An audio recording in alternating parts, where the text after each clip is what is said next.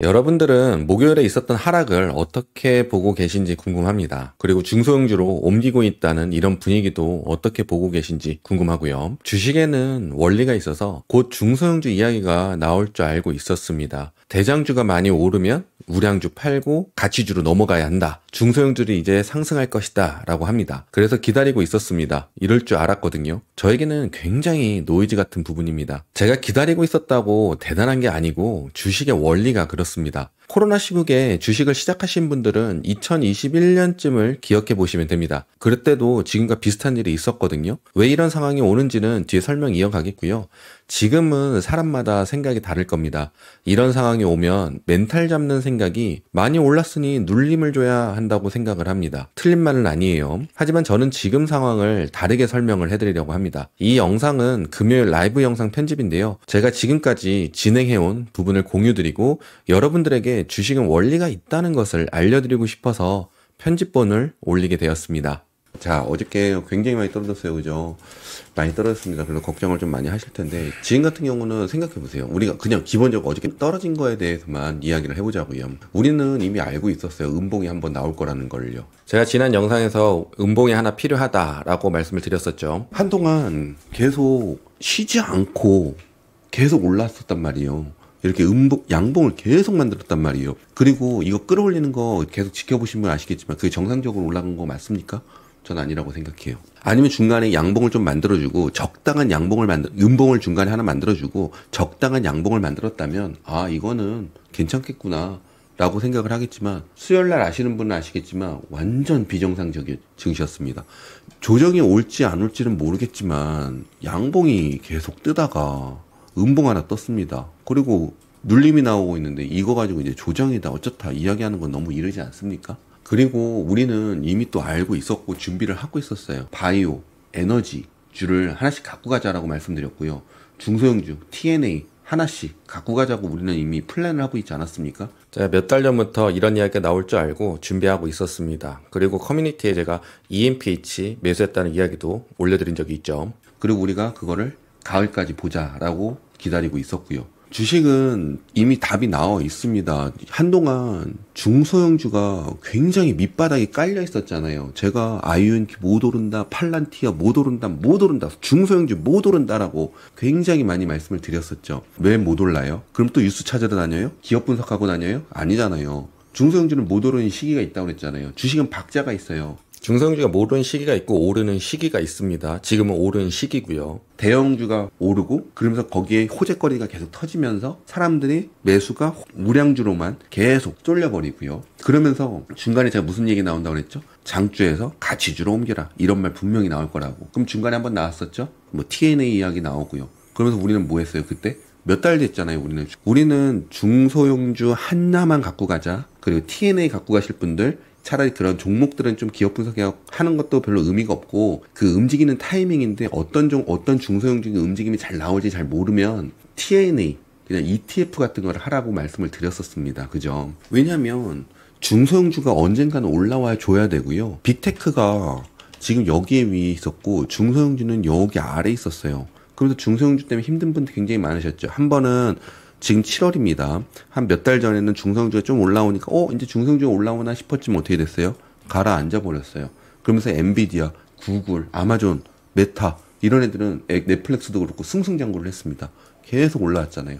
중성주 밑바닥에 있었어요. 그리고 더 올라가요. 여기 이격이 너무 많이 나는 거죠. 장주와 중소형주가 이격이 너무 많이 나버리면 경기 침체라고 해갖고 넘어가 버립니다. 경제가 살려면 중소형주가 살아야 되죠. 근데 지금은 경기 침체가 아니잖아요. 경기가 너무 좋잖아요. 지표가 안 좋으면 금리 인하 한다잖아요. 금리 인하면 누가 좋아요?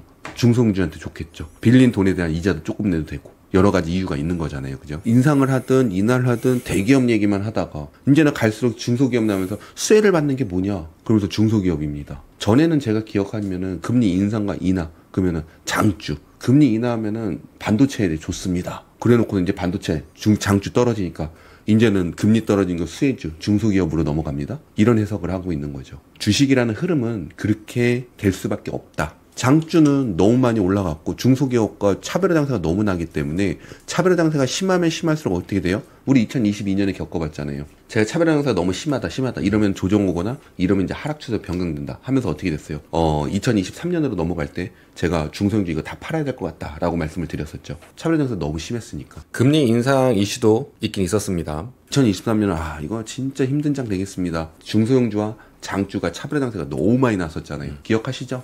기억하시는 분 있을 거예요. 그때 제가 차별화 장세가 굉장히 많이 나고 있다고 말씀을 드렸었습니다. 장주와 중소형주가 이격이 너무 커요. 그거에 계속 스테이되면 경기 침체라는 분위기로 흘러가 버리고 그리고 조정이 오거나 조정뿐만 아니라 폭락이 오기도 합니다. 그리고 여러분들 키 맞추기라는 거 많이 들어보셨잖아요. 그죠? 제가 키 맞추기라는 게 뭔지에 대해서 많이 설명을 드렸었죠. 주식은 키를 맞춰야 돼요. 그래서 중소형주가 지금 올라오는 겁니다. 그럼 또 여기서 중소형주가 훨훨 날아가냐? 아니요, 전혀요. 중소형주는 이제 올라가는 걸 봐야 돼요. 중소형주도 가는 제한적인 상승이 나오거든요. 중소형주에서 템베거처럼 훨훨 날아간 종목은 100% 기준으로 잡아서 20%도 안 된다고 봐야죠. 주식의 대가가 TNA 사라고 했다. TNA를 샀었다. 우리도 샀었잖아요. 우리도 이야기했던데 우리도 대가 아니에요? 우리는 이미 준비하고 있었죠. 바이오주, 에너지주. 바이오와 에너지는 테크와 반대로 간다고 말씀드렸었죠. 무조건적인 건 아니지만 그런 시기가 있습니다. 그리고 그런 타이밍이 있고요. 그거를 잘 잡을 줄 알아야 되는 거거든요. 그럼 지금 어떻게 돼요? 어저께요? 테크 떨어지고 어저께 바이오, 에너지 올라가고 우리 이틀, 3일 전에 이거 바이오 터질 것 같다. 라부. 그리고 ENPH. 우리는 3달, 4달 전부터 매수하고 있었어요. 근데 이게 또 훨훨 날아간다는 건 아닙니다. 증시는 그런 순리라는 게 있기 때문에 전에도 계속 말씀드렸지만 이번에 또 왔기 때문에 말씀을 드리는 겁니다. 이런 원리는 알고 있어야 되잖아요. 장주와 우량주가 떨어지면 바이오와 에너지주는 올라간다. 그래서 중소형주랑 이격이 각지면 경기 침체 그런 문제가 생기는 게 되게 되어 있습니다. 그래서 지금은 이격을 가까이 해야 되는 상황입니다. 계속 가까워지지 않으면 어떻게 될까요? 나중에요? 다시 떨어집니다. 중소형주는요. 그러니까 사람들이 지금은 중소형주가 올라가니까 장주를 팔고 중소형주로 넘어가야 되라는 말을 합니다. 이걸 뭐라 그래요? 초보자라고 그래요. 중소형주가 지금 올라가요. 빅테크는 떨어져요. 그러니까 이제 막 대기업들이 중소형주를 산 이유가 있군요 라고 하면서 그럼 나도 그렇게 해야지. 장주를 팔고 중소형주로 움직인다? 그래서 우리는 이미 중소형주를 준비를 하고 있었고요. 팔란티어 20불 밑에서 준비하고 있었잖아요. 중소형주가 올라가다가 떨어집니다. 떨어져서 제자리에 왔어요. 빅테크가 떨어져요. 그럼 이건 뭐예요? 다시 빅테크가 올라가면 좋겠지만 떨어지고 얘도 떨어지면 경기 침체뿐만 아니라 증시 폭락 온다고 지금 당장은 아니겠지만 증시가 폭락으로 가는 길입니다. 증시의 원리가 그래요. 그래서 장주에서 중성주가 올라가니까 옮긴다? 중성주 올라가고 장주는 떨어질 거니까 옮겨야 돼. 장주가 떨어지면 증시가 버팁니까? 증시 망해요. 제가 너무 극단적으로 망한다는 말씀을 드리는 거지만요. 증시가 살아남을 수가 없어요. 그럼 이럴 때는 어떻게 대응을 해야 돼요? 뭐 지금 중성주가 올라간 데서 중성주를 뭘 사야 되지? 막 눈을 붉히고 할 필요가 없단 말이에요. 그리고 중성주가 많으신 분들은 심지어 저는 지금 올라갈 때 정리하라고 하잖아요. 제일 하지 말고 말도 꺼내지 말아야 되는 건 뭐예요? 이래갖고 그 사람이 TNA를 샀었구나. 그래서 펀드 매니저들이나 큰 회사에서는 중성주로 옮기라는 소리를 했구나. 이거에 대한 추가 설명은 영상 뒤쪽에 더 있습니다. 그럼 나도 중소형주로 옮겨야지. 내가 워런 버핏이 되려고 하는 마음, 내가 무슨 증권사를 따라하려고 하는 마음, 기관들을 따라가려고 하는 마음, 이거는 절대 생각조차 말조차 할 필요 없는 일이죠. 개인적으로 우리가 할 수 있는 건 크지 않아요. 우리는 그들이 될 수 없고 그들처럼 따라했다가는 이 판국에는 아작납니다. 이제 시간의 문제지만요. 이렇게 막 억지로 끌어올리면 음봉이 굉장히 끌어올릴수록 음봉이 길 거라고도 우리가 이틀 3일 전인가요? 말씀을 드렸었죠. 증시에서는 가끔 비정상적인 상승이 일어나긴 합니다. 근데 그거를 구별하기 쉽진 않겠죠. 그거는 개인의 차긴 한데 비정상적인 상승이 나오게 되면 음봉이 길게 나옵니다. 이것도 하나의 법칙입니다. 지금 너무 많이 끌어올리고 있다고, 말도 안 되는 거라고, 이렇게 양봉이 계속 터질 수 없다고 말씀을 드렸었고, 조그만 음봉이라도 하나 터져야 되는데 심지어 수요일날 빵 터뜨려 억지로 올린 만큼 음봉이 길어진다고 말씀을 드렸었습니다. 그죠? 막상 음봉을 보니까 정신이 없는 거죠. 근데 이미 다 알고 있었어요. 우리는 다 이야기를 하고 있었던 부분입니다. 테슬라는 어저께 제가 270불짜리 굉장히 강한 자리라고 말씀을 드렸었죠.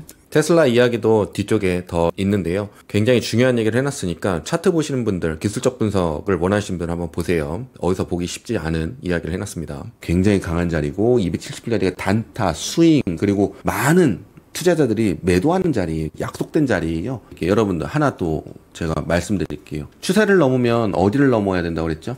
추세를 그냥 뚫었다고 간다고 말하면 이거는 초보 차트를 보는 사람이라고 말씀드렸죠. 완벽한 추세를 넘었을 때 차트의 완성은 뭐예요? 정고점. 올라갔어요. 추세 뚫었어요. 정고점으로 가잖아요. 그러면은 여기에 추세가 변경이라는 걸 알아요. 그럼 단타쟁이들하고 스윙쟁이들은 뭐예요? 매도를 앞서겠죠. 왜냐면 어저께는 음봉이 길었지만 음봉이 길든 짧든 무조건 음봉이 나온다라고 약속이 되어 있어요. 그래서 스윙이나 단타들은 던집니다. 그들이 던지다가 악재가 터지면 일반 투자자가 던집니다. 그래서 어제는 2차 매도세까지 흘러나오면서 음봉이 길어진 겁니다. 뭐 페닉살도 나왔을 거고요. 그죠? 정확한 이 음봉을 해석할 줄 아셔야 됩니다. 단타와 스윙들이 매도를 했을 때 장기하는 애들이 그냥 매수를 더 해주고, 만약에 이거 더 올라갈 것 같은데 우선은 여기서 좀 정리하고 나머지는 좀 홀딩하고 떨어질 때 매수하자 해서, 매도가 당연히 흘러나오는 자리이지만 매수가 흘러나와서 매도를 잡아버리면 그게 발산인 거예요. 그러니까 저기서는 큰 매도가 나오는데 큰 매수가 따라줘서 그 매도를 잡아주면 상승을 한다는 말이에요. 그러니까 매수 심리가 산다는 거고 더 올라갈지도 모른다는 심리가 살아있다는 거죠. 뭐예요? 투자 심리가 살아나기 때문에 그래요. 그래서 전고점을 넘으면 증시가 발산을 한다고 하는 거예요. 그래서 테슬라 같은 경우는 전고점까지 왔어요. 제가 지난 영상에서 235까지 열려있다고 박스 구간이라고 말씀드렸죠. 지금 테슬라 같은 경우는 235입니다. 그죠? 235면은 음봉이 길어서 그렇지만 anyway 지금은 박스 안에 있는 거죠. 근데 박스가 깨지면 어떻게 돼요? 박스가 이동이 되겠죠.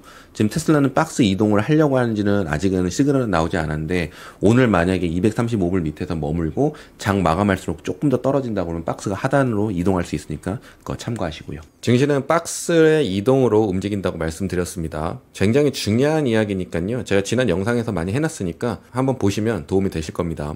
테슬라는 다행히 저점 233부근 만들고 반등을 했습니다. 지난 영상에서는 235라고 했지만 제가 신이 아니니 참고 부탁드리고요. 테슬라에서 나왔던 패턴들로 상승할 수 있는 힘은 다 발휘가 되었습니다. 역헤드앤 숄더 패턴을 많이들 보셨을 겁니다. 역헤드앤 숄더가 만들어졌다고 상승하는 것은 아니고, 패턴이 만들어지면 컨펌이 되는 시그널을 확인하고 진행이 되는 겁니다. 차트는 만들어졌다고 바로 일어나는 게 아니니 참고하시고요. 테슬라는 역헤드 앤 숄더, 이 구간을 넘으면 역헤드 앤 숄더 패턴이 발휘가 된다는 부분이고요. 그리고 강하게 올라갈 수 있겠다라고 볼 수 있던 게 이 구간이 마침 추세선이 지나가는 자리고요. 양봉 터지면서 패턴의 진행 가능성을 컨펌하게 됐고요. 추세를 넘으면 진행의 끝은 정고점. 이제 역헤드 앤 숄더와 추세선을 넘어서 상승하는 이 두 가지의 패턴의 진행이 끝났습니다. 이젠 다시 패턴이 새롭게 필요하게 된 상황이고요. 이렇게 되면 증시에서는 추가적 모멘텀이 필요하다고 말을 하게 됩니다. 이해하셨나요? 차트 패턴은 만들어지면 가능성을 보고 다음 진행 상황을 보고 컨펌을 하고 진행이 되면 패턴이 실행이 되는 겁니다. 역헤드 앤 숄더가 만들어졌다고 무조건 상승하는 게 아니에요. 이렇게 테슬라는 상승의 끝이 왔습니다. 끝이 왔다고 조정이 오는 게 아니고 이제 간을 보겠죠. 235 박스 하단 기억하시고요. 아래로 210 밑으로 하락하는 최악의 상황만 아니면 테슬라는 숨을 쉬고 있구나 라고 보시면 되겠습니다. 실적이 7월 23일에 있죠. 실적 발표로 상승을 기원하겠지만 하락하게 돼서 210 밑으로 하락하고 올라오지 못하면 추가적 하락이나 횡보를 예상할 수 있으니 참고하시면 되겠습니다. 순환매다라고 하는데, 순환매는 기관들이나 큰 손들이 만드는 겁니다. 그들은 현금이 어마어마하기 때문에 1, 2불 움직임에 큰 돈이 왔다 갔다 하거든요. 하지만 일반 투자자들은 중소형주가 상승하는 시기라고 해서 들어갔다가 잘 빠져나오지 못하면 올라가지도 않은 종목의 기업 분석만 찾아보고 있고 호재 없나 하면서 주의만 맴돌게 됩니다. 그래서 호재가 터지면 이제 상승하나 싶기도 하고 희망 고문에 시달리게 됩니다. 중소형주는 물리면 답이 없어요. 텐베거가 아닌 이상 답이 없습니다. 근데 이상하게 내가 매수한 종목은 텐베거가 될 것 같단 말이죠. 그래서 몇 년이고 올라가지도 않는 종목 잡고 있는 게 중소형주의 매력입니다. 일반 투자자분들은 그냥 이런 순간이 오면 옮기는 게 아니고 가만히 증시를 살피면서 중소형주들이 어디까지 상승해 주는지, 상승하다가 다시 꺾여서 내려가는 게 아닌지, 우량주들이 너무 하락이 큰 건 아닌지, 우량주가 너무 하락하면 중소형주는 따라 내려오게 되어 있습니다. 중소형주가 상승이 꽤나 지났는데도 우량주가 못 올라준다면 이것도 역시 문제가 될 수 있습니다. 이런 것들을 지켜보면서 대응을 하는 것이지, 남들 중소형주 산다고 개인의 영역에서 벗어난 투자를 하시게 된다면 계좌가 빠르게 자라지 못할 겁니다. 나도 뭔가 해야 하나 생각이 들 수 있지만 그냥 지켜보시는 것도 좋습니다. 여지껏 상승하다 음봉 하나 나왔습니다. 앞에 말씀드린 패턴처럼 다음 상황을 봐야 알 수 있는데 미리 걱정하지 마시고 지켜보시면 좋겠습니다. 상황이 달라지면 말씀드리겠고요. 저는 다음 영상으로 찾아뵙겠습니다. 감사합니다.